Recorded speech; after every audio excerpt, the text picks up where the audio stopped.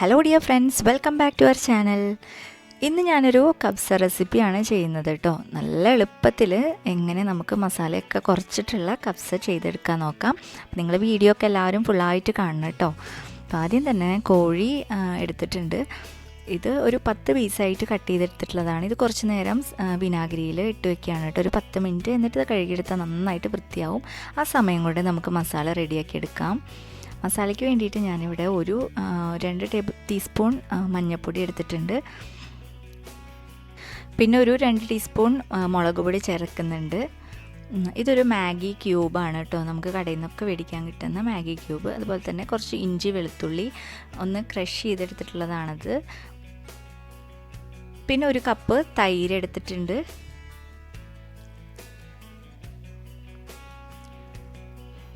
ഇനി ആവശ്യത്തിന് ഉപ്പ് ആഡ് ചെയ്ത് കൊടുക്കുക. അതുപോലെ തന്നെ കുറച്ച് കുരുമുളക് പൊടി ചേർത്ത് കൊടുക്കുക. ഇതൊക്കെ നിങ്ങളുടെ ആവശ്യത്തിനനുസരിച്ച്, ടേസ്റ്റിന് ആവശ്യത്തിനനുസരിച്ച് ചേർത്ത് കൊടുക്കുക കേട്ടോ. ഇവിടെ അധികം എരിവൊന്നും ഇടണില്ല, എന്നാൽ നമുക്കൊരു മീഡിയം ഒരു എരിവാണ് ഇതിൽ ചേർത്തിട്ടുള്ളൂ. മസാലയൊക്കെ നിങ്ങളുടെ ആവശ്യത്തിനനുസരിച്ച് ഇട്ട് കൊടുക്കാം. ഇനി ഇതെല്ലാം കൂടി നന്നായിട്ടൊന്ന് യോജിപ്പിച്ചെടുക്കണം. അത് കഴിഞ്ഞിട്ട് നമുക്ക് ചിക്കനൊന്ന് നന്നായിട്ട് കഴുകി വൃത്തിയാക്കി വെക്കാം കേട്ടോ. കഴുകി വൃത്തിയാക്കി വാര വെച്ചിട്ടുള്ളതാണിത്. വെള്ളമൊക്കെ ഡ്രൈ ആക്കിയിട്ടുണ്ട്. ഇനി ഇത് നമുക്കിതിലേക്ക് ഇട്ട് കൊടുത്തിട്ട് നന്നായിട്ടൊന്ന് മസാല പരട്ടിയെടുക്കണം. ഈ വലിയ പീസുകളുണ്ടല്ലോ, ഇതൊക്കെ ഒന്ന് ഫോർക്ക് വെച്ചിട്ടൊന്ന് കുത്തിയെടുക്കുകയാണെങ്കിൽ നമുക്ക് പെട്ടെന്ന് തന്നെ മസാലയൊക്കെ ഉള്ളിൽ പിടിക്കും. ഇതിപ്പോൾ ഞാൻ തലേ ദിവസമാണ് മസാല പരട്ടി വെക്കുന്നത് കേട്ടോ. അപ്പോൾ പിറ്റേ ദിവസം ആകുമ്പോഴത്തേനും മസാലയൊക്കെ നന്നായിട്ട് പിടിച്ചിട്ടുണ്ടാവും. അപ്പോൾ നന്നായിട്ട് മസാലയൊക്കെ പരട്ടി യോജിപ്പിച്ചെടുത്തിട്ടുണ്ട്. ഇത് ഞാനിവിടെ ഫ്രിഡ്ജിലാണ് സെറ്റ് ചെയ്യാൻ വെക്കുന്നത്. ഓവർനൈറ്റ് വെക്കുന്നുണ്ട് കേട്ടോ ഫ്രിഡ്ജിൽ. അപ്പോൾ തലേ ദിവസം രാത്രിയാണ് ഇത് പരട്ടി വെച്ചിട്ടുള്ളത്. ഇനി നമ്മൾ പിറ്റേ ദിവസം ഉച്ചയ്ക്കേൽക്കാണ് എടുക്കുന്നത് കേട്ടോ. അപ്പോൾ ആദ്യം തന്നെ ഒരു പാനിൽ സൺഫ്ലവർ ഓയിൽ ഒഴിച്ചതിന് ശേഷം കുറച്ച് നല്ല ജീരകം ഇട്ട് കൊടുത്ത് നന്നായിട്ടൊന്ന് മൂപ്പിച്ചെടുക്കുന്നുണ്ട്.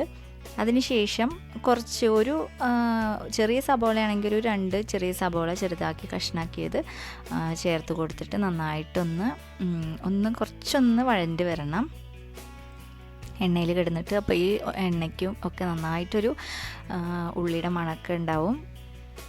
ഇനി നമുക്ക് ഇതിലേക്ക് ചിക്കൻ ഇട്ടിട്ട് നന്നായിട്ടൊന്ന് പരത്തിയെടുക്കാം.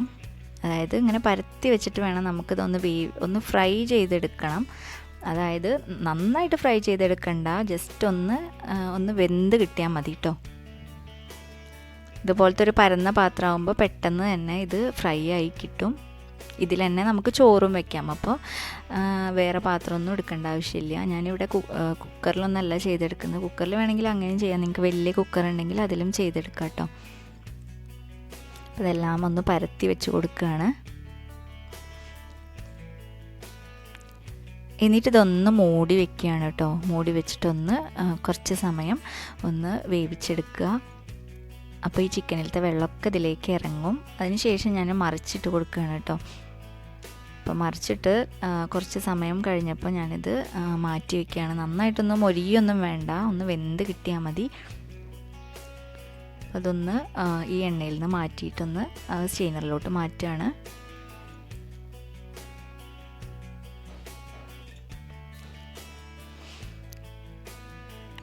അപ്പോൾ ഇതാ സ്റ്റെയിനറിലോട്ട് എല്ലാതും മാറ്റി. ഇനി ബാക്കിയുള്ളതും ഇതേപോലെ ഒന്ന് ഫ്രൈ ചെയ്തെടുക്കുകയാണ്.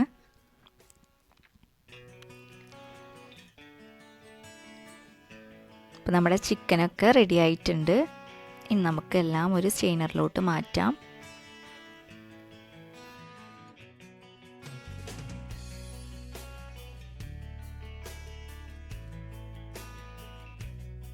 ഇനി നമുക്ക് ഇതേ എണ്ണയിൽ തന്നെ കുറച്ചും കൂടി സബോള ചെറുതാക്കി കട്ട് ചെയ്തിട്ട് ഇട്ട് കൊടുക്കുക. അതായത് ഒരു 2-3 സബോള നിങ്ങൾക്ക് ചേർത്ത് കൊടുക്കുക കേട്ടോ. അധികം വലുപ്പമുള്ളതല്ല, ഒരു മീഡിയം ഒരു 2-3 സബോള ചെറുതാക്കി ചോപ്പ് ചെയ്തത് ഇട്ട് കൊടുക്കുകയാണ്.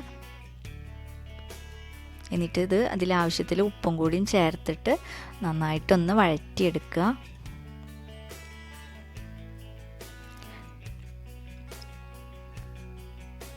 കുറച്ചും കൂടി നല്ല ജീരകം ചേർത്ത് കൊടുക്കുക കേട്ടോ. ചെറിയ ജീരകം ഉണ്ടല്ലോ, അതാണ് ചേർത്ത് കൊടുക്കുന്നത്. എന്നിട്ട് നന്നായിട്ടൊന്ന് വഴറ്റി കൊടുക്കുക.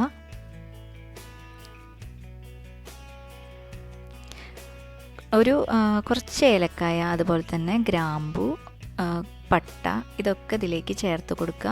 അതുപോലെ തന്നെ ഒരു 2 മാഗി ക്യൂബും ഇതിലേക്ക് ആഡ് ചെയ്ത് കൊടുക്കുക കേട്ടോ.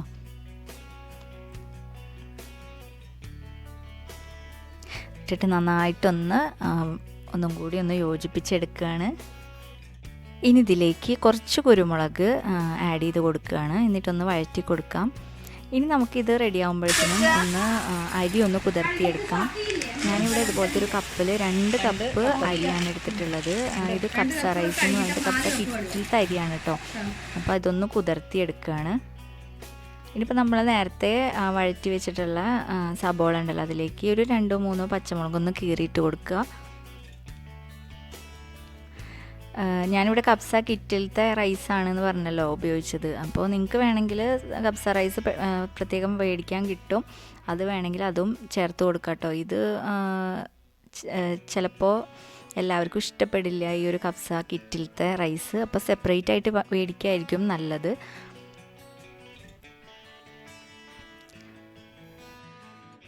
ചേർത്ത് കൊടുക്കാനുള്ളത് ഇഞ്ചിയും വെളുത്തുള്ളിയും ഒന്ന് ക്രഷ് ചെയ്തെടുത്തിട്ടുള്ളതാണ്. ഇത് അത്യാവശ്യം ഒരു പിടി വെളുത്തുള്ളിയും അതുപോലെ തന്നെ ഒരു 2 കഷ്ണം ഇഞ്ചിയും ചതച്ചെടുത്തിട്ടുള്ളതാണ്. ഇതൊന്ന് നന്നായിട്ടൊന്ന് വഴറ്റിയെടുക്കുക.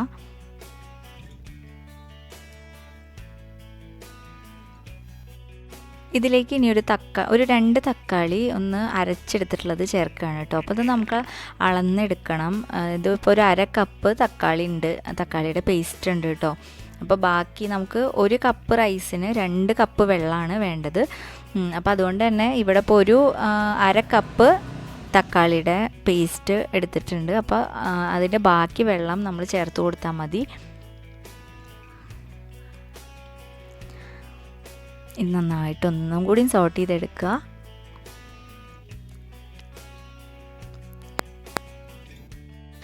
ഇതിലേക്ക് ഇനി ആവശ്യത്തിന് ഉപ്പ് ആഡ് ചെയ്ത് കൊടുക്കുക. ഇനി ഇതിലേക്ക് ഒരു ഉണക്കനാരങ്ങ ആഡ് ചെയ്ത് കൊടുക്കുകയാണ് കേട്ടോ. കബ്സ അതായത് അറബിക് റൈസിൽ ഒഴിച്ചുകൂടാൻ പറ്റാത്ത ഒന്നാണ് ഈ ഉണക്കനാരങ്ങ. നമുക്ക് കടയിൽ നിന്നൊക്കെ മേടിക്കാൻ കിട്ടുന്നതാണിത്. അപ്പോൾ ഇതൊന്ന് നന്നായിട്ടൊന്ന് ഇതിലിട്ടിട്ടൊന്ന് സോട്ട് ചെയ്തെടുക്കുകയാണ്.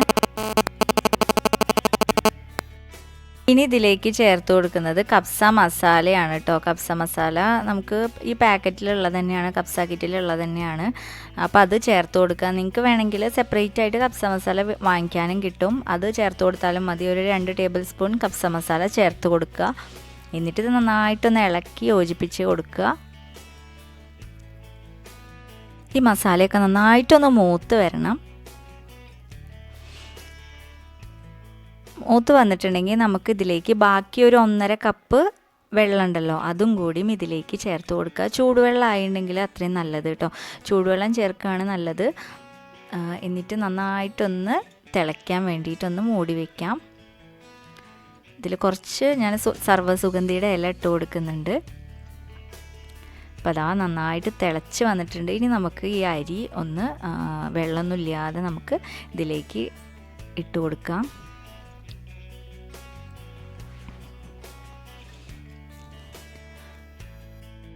ഇനി ഇത് നന്നായിട്ട് ഇളക്കിയിട്ട് ഒന്ന് ഉപ്പൊക്കെ നോക്കിയതിന് ശേഷം നമുക്കിത് മൂടി വെച്ചിട്ടൊന്ന് ഒരു മീഡിയം ടു ലോ ഫ്ലെയിമിൽ നമുക്കിതൊന്ന് വേവിച്ചെടുക്കാം.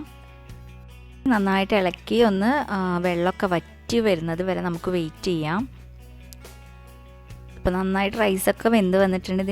ഇതിൻ്റെ മുകളിലേക്ക് നമുക്ക് ക്യാരറ്റ് ഗ്രേറ്റ് ചെയ്തത് ഇട്ട് കൊടുക്കാം.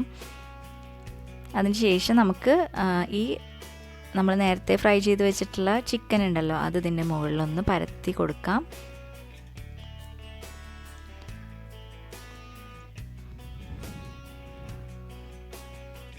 ഇനി ഒരു സ്മോക്കി ഫ്ലേവർ കിട്ടാൻ വേണ്ടിയിട്ട് ഒരു ഗ്ലാസ്സിൽ കുറച്ച് ഞാൻ ചിരട്ടക്കരിയാണ് എടുത്തിട്ടുള്ളത്. അതിന് ശേഷം കുറച്ച് ഓയിൽ ഒഴിച്ച് കൊടുക്കുക, അല്ലെങ്കിൽ ചാർക്കോൾ ഇട്ടിട്ട് നന്നായിട്ടൊന്ന് പുകച്ചെടുക്കുക കേട്ടോ. അപ്പോൾ ഒരു സ്മോക്കി ഫ്ലേവർ കിട്ടും. അപ്പോൾ അതിന് ശേഷം ഒരു 10 മിനിറ്റ് നമ്മളിത് വെച്ചതിന് ശേഷം നമുക്കിത് ഈ റൈസൊക്കെ ഒന്ന് സെപ്പറേറ്റ് ചെയ്തെടുക്കാം. ആദ്യം ഈ ചിക്കനൊക്കെ ഇതൊന്ന് മാറ്റിയിട്ട് നമുക്ക് ഈ ചോറൊന്ന് സെപ്പറേറ്റ് ആയിട്ടൊന്ന് മിക്സ് ചെയ്തെടുക്കാം. ഇതിനൊക്കെ വേറൊരു പ്ലേറ്റിലേക്ക് മാറ്റിയെടുക്കുകയാണ് കേട്ടോ, അല്ലെങ്കിൽ എല്ലാം കൂടിയിട്ട് നമുക്ക് ഇളക്കാൻ ബുദ്ധിമുട്ടായിരിക്കും. അതിനുശേഷം റൈസും വേറൊരു പാത്രത്തിലേക്ക് ഇട്ട് കൊടുക്കുകയാണ്. കാരണം ഒന്ന് തണുത്ത് വരണം, അതിന് വേണ്ടിയിട്ടാണ്. അല്ലെങ്കിൽ ഇതിങ്ങനെ കുറച്ച് പശയുള്ള റൈസാണ്. അപ്പോൾ നിങ്ങൾക്ക് കബ്സ റൈസ് നമുക്ക് സെപ്പറേറ്റ് മേടിക്കാൻ കിട്ടണതാണെങ്കിൽ അതിങ്ങനെ കുഴഞ്ഞു പോവില്ല. അപ്പോൾ അങ്ങനത്തെ മേടിക്കാൻ നല്ലത്. ഈ കബ്സ കിറ്റിലുള്ള റൈസ് മേടിക്കാതിരിക്കുകയാണ് നല്ലത് കേട്ടോ. ടേസ്റ്റൊക്കെ ഉണ്ട്, പക്ഷേ ഇതിനെക്കാട്ടിയും ടേസ്റ്റ് നമ്മൾ സെപ്പറേറ്റ് ആയിട്ട് മേടിക്കണതാണ് എന്നാണ് ഇവിടെ എല്ലാവരും പറഞ്ഞത്. അപ്പോൾ ഇതാ നമ്മുടെ കബ്സ റെഡി ആയിട്ടുണ്ട്. വളരെ പെട്ടെന്ന് തന്നെ നമ്മൾ ഉണ്ടാക്കിയെടുത്തല്ലോ അല്ലേ. അപ്പോൾ പ്രത്യേകിച്ചൊരു നമുക്ക് മസാലകളൊന്നും അധികം ആവശ്യമില്ല. നമ്മുടെ വീട്ടിലുള്ള സാധനങ്ങളും അതുപോലെ തന്നെ കബ്സ മസാല നാരങ്ങ മാത്രമാണ് നമുക്ക് സെപ്പറേറ്റ് ആയിട്ട് വേണ്ടുള്ളൂ. അപ്പോൾ എല്ലാവരും ഇതൊന്ന് ട്രൈ ചെയ്ത് നോക്കുക. വീഡിയോ ഇഷ്ടപ്പെട്ടിട്ടുണ്ടെങ്കിൽ ഒന്ന് ലൈക്ക് ചെയ്യുക, അതുപോലെ തന്നെ കമൻറ്റ് ചെയ്യുക. എന്തെങ്കിലും അഭിപ്രായങ്ങളുണ്ടെങ്കിൽ കമൻറ്റ് ചെയ്യുക. ഇനി അടുത്ത വീഡിയോയ്ക്ക് വേണ്ടിയിട്ട് നോട്ടിഫിക്കേഷൻ ഓൺ ആക്കി വയ്ക്കുക. സബ്സ്ക്രൈബ് ബട്ടൺ പ്രസ് ചെയ്ത് സബ്സ്ക്രൈബ് ചെയ്യുക. അതുപോലെ തന്നെ തൊട്ടടുത്തുള്ള ബെൽ ബട്ടൺ കൂടി പ്രസ് ചെയ്യുക കേട്ടോ. അപ്പോൾ ഇനി അടുത്തൊരു സിമ്പിൾ റെസിപ്പി ആയിട്ട് വരാം.